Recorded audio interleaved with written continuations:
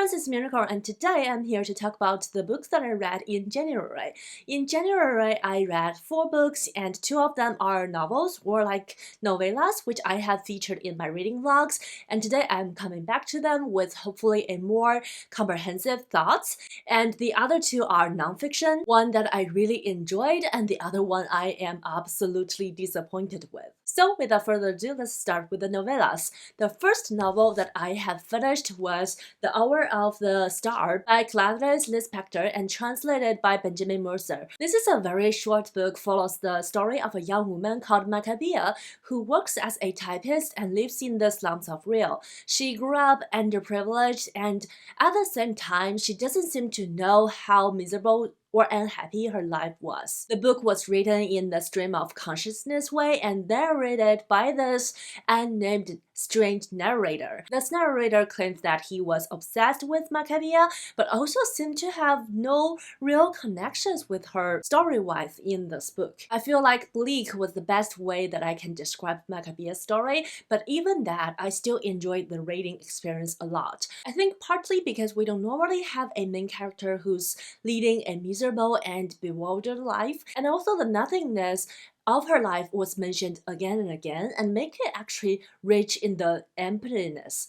I feel like after I said that, I realized that doesn't make sense at all, but her seemingly unreflective life was able to bring up so many of my feelings and compassions towards her. When I was reading this book, I kept thinking about this Japanese movie called Memories of Matsuko that had similar vibes and things. The movie also portrays a unfortunate protagonist, and to me it's like, despite the different circumstances, we at some point have always been there, sunk in the loneliness without help and sometimes without knowing. And also, I don't always get along with the stream of consciousness way of writing, but I really enjoyed it in this story because the chaotic tone of the narrator added so much character and urgency to the novel. Makes you feel like the story of Maccabea must be heard by the world right now. And I have a feeling that the narrator wasn't necessarily doing much better than Maccabea actually, despite that he claims to be.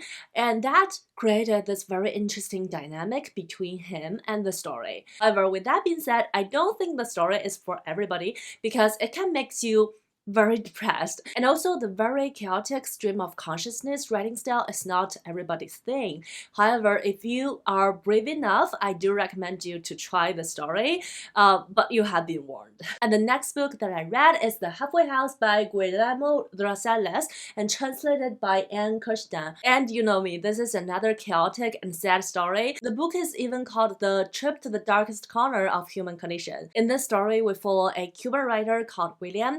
He has arrived in Miami after being exiled from Cuba because of his political views. He was sent to this halfway house, which on paper was a mental health institution, but in reality it's a boarding house for people who are sent there for a variety of reasons, no matter if they have mental health struggles or not. For example, the main character was kind of abandoned by his family, and soon after he started to live there, William found out living in the halfway house wasn't as easy as he imagined. In fact, he needs to endure so much more, including extreme dirty environment, abusive housemates, and also the plunder of belongings, not to mention the mental torture that happened to him or people around him. And himself started to change as well. This book gives me mixed feelings. On one hand, it's a very grotesque and depressing story. When you read it, it feels like you're walking inside of an everlasting tunnel and you don't know when or will you're able to come out of it. And witnessing the changes of the character can also be very heart-wrenching. And although the story is mostly gloomy, it still has ups and downs, and I was just so nervous when things like go slightly upwards. On the other hand though, I appreciate how realistic the writing was. The description of the environment in this halfway house and portraying of humanity felt very precise and reflective. On some level, it makes me think about how we treat mental illness and that the cause or the consequences of certain behavior of us. And I also believe that this book is tightly connected with the author's personal story, since he's also a Cuban exile and lived in a mental health institution for quite some time. And I think that's why all the things inside the halfway house felt so vivid. And also, I like that it gives us some idea of how problematic some of these institutions are running. However, reading this book at the same time with The Hour of the Star, I feel like it's not as captivating, so I only give it 3 stars. Now let's move on to the 2 nonfictions. The first nonfiction I read is Killers of the Flower Moon, The Osage Murders and the Birth of the FBI by David Grann. So I got this book from the book of the month actually when it just came out, and according to the back of this book, it was April 2017. So that means that this book sat on my shelf for almost 7 years until I read it, and it was just because of the movie adaptation reminded me of it. A little bit embarrassed, I have to say, but nonetheless, I read it and loved it, finally, and that's all it matters. So this is a true crime nonfiction centered around an indigenous tribe called the Osage. They lived in Oklahoma, and because oil was discovered beneath their land, they became the richest people per capita in the world at some point. They enjoyed their luxurious life until one day the Osage began to be killed off one by one. And investigating the series of deaths seemed to be so difficult regionally until FBI took over because how powerful and connected the criminals were. This book revisited the crimes and investigations and reveals the shocking truth behind the cases that also might be overlooked by the FBI. And this book is also an indictment of the systematic classness and cruelty towards indigenous people in America. The book was written in 3 parts. The first one is mainly about the crime cases themselves, especially the family members of Molly Burkhart, and they were killed off one by one. The second part centered around this FBI agent who was investigating the case and faced so many difficulties. The last part reveals some untold histories and other possibilities. I enjoyed every part and the layering of them. The storytelling is captivating and contemplative.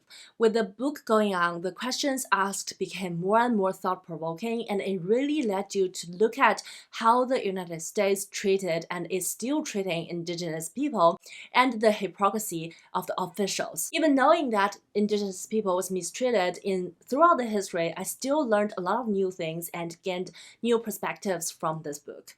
So to me, this was a fascinating and important read. I have yet to watch the movie, but if you have, please let me know if you think the movie is worth watching, because I'm still on defense about it. And now, lastly, I have read How to Stand Up to a Dictator, The Fight for Our Future by Maria Ressa, and I am afraid that I need to rant a little bit about it. First of all, Maria Ressa is an incredible journalist who has done so many great things, including founding the Filipino online news website called Rappler, and before that, she was a lead investigative reporter in the Southeast Asia division for CNN. She also was the joint winner of the Nobel Peace Prize in 2021. So a great woman activist and a leader, and I respect her personally a lot. However, this book has let me down so much. The most important reason is that the title was really deceiving. It is a title on the format of a question which unanswered throughout the entire book. The book has nothing to do with the title, I'm afraid. So if you're like me who is intrigued by a title as such, please save your time. And speaking of the title, with a title that as bold as How to Stand Up to a Dictator, I was expecting something that resembles like How to Lose a Country or How the World is Passed or something similar. By the way, those two are both amazing books. So naturally, you're looking into the answers of the questions that was posted in the title. Hopefully, it was in a systematic manner with stats and evidence. But this book was not that. This book was a memoir that doesn't sit right with me. Actually, let me retrieve that. This book is not a memoir, it is a autobiography because it is a detailed account of every stage of her life, from when she was very little to now, with the emphasis of how much she hates social media. So the book flows like this. I did this and I hate social media. I did that and I hate social media. And I accomplished another entire thing and social media ruined humanity. And I did a whole bunch other things and we should act against social media because it's ruining everything. How to act, you may ask. There's no answer. Only like she hates social media. And I obviously have a lot of problem with it. First of all the list of events and accomplishments, although they're amazing, they feel very plain to me and makes this book really dry to read. So many events and name dropping with little room for reflections, important things squeezed in together, and the result was like nothing stood out. The second thing is the writing really came out as arrogant. She's a very confident woman with principles. However, sometimes I feel like her principles can be very subjective. The same thing will have different interpretation, depends on if they are in favor of her or not. And her so-called principles is a form of elitism, which is funny because she did point out in the book that her friends called her out for being an elitist and she didn't agree. But I completely agree with her friends here. And the tone was just like arrogant. I have no other words for it. I just did not enjoy the tone of the book. And the elephant in the room is social media. With the amount of time she used to bash on social media, you expect that she came up with something new to say about it. However, there's nothing new that we didn't already know. At some point, I feel like she's repeating herself again and again. I seriously wanted to DNF this book halfway, but I really didn't want to miss out in case there's something interesting she wanted to say. So I kept on reading and it wasn't. And I couldn't ignore the fact that she kept saying that social media ruined the golden standard of the traditional news industry from the good old days that they built, as if the traditional news industry was the beacon of truth-telling. I just couldn't agree with that. And I'm not saying that social media is any better, but neither was traditional news industry. Yes. So unfortunately, as much as I respect Maria Ressa as a journalist and activist, I just could not give this book more than 2 stars. And I'm genuinely interested in the topic of how to stand up to a dictator. So I hope in the future someone writes another book about it. Anyway, there you have it. That's the 4 books that I read in January. I feel like I spent a lot of time ranting about the last book. Hopefully it didn't bore you out and you still find this video interesting. And please let me know if you have any thoughts about these books or what did you read in January. And as usual, don't forget to say hi in the comment section down below. And I wish you happy reading. Stay healthy, stay safe. I'll see you in my next bookish video. Take care!